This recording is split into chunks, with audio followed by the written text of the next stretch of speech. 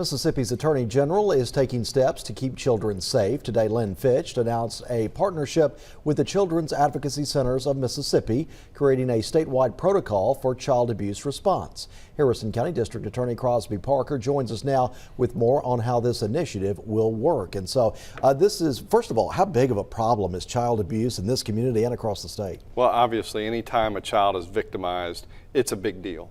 And it's one of our most difficult cases to prosecute. That's why this protocol is so important. So what goes into this newly announced protocol? You said you've been working on it for quite some time, but it brings together a lot of different resources. Absolutely, that's what it does. We've been coming up with this protocol for the last couple of years with some of the major stakeholders, law enforcement, Child Advocacy Center, the DA's office.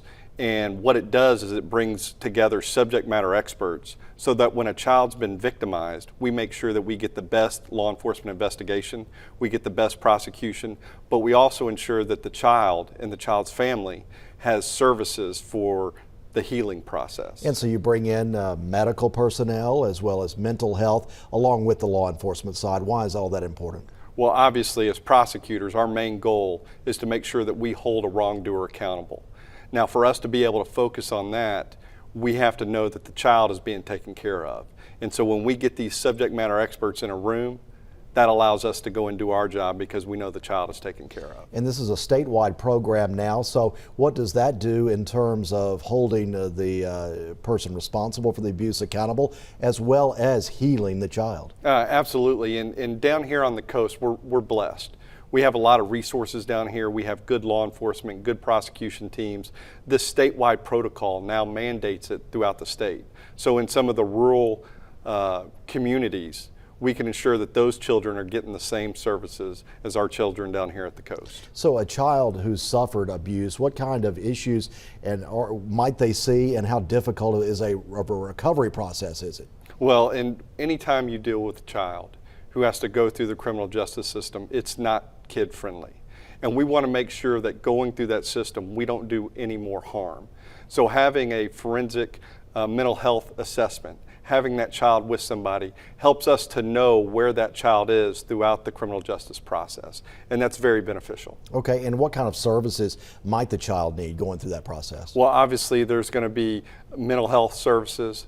There's going to be medical services if it's been a child abuse or there's some kind of medical injuries. And it's also going to be lifestyle. So if while the kid's at school, while we're awaiting the trial, if the child needs those kind of services, they'll be ready. Now also, we're kind of talking about the back end of child abuse, but what are some of the warning signs for people to look out for? This is for teachers or anyone who's around children to look out for, that there might be a potential problem. Absolutely, and we always talk about this. If you see something, say something.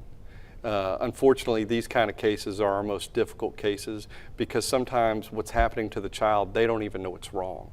So if we see something, with our first responders, with our schools, with our teachers, if they see something and they say something, we can get in there and we can hopefully reduce the damage to the child. And that's all part of this program, bringing more awareness to get more people involved, isn't it? Absolutely, and having the subject matter experts all at the table, that's the best product.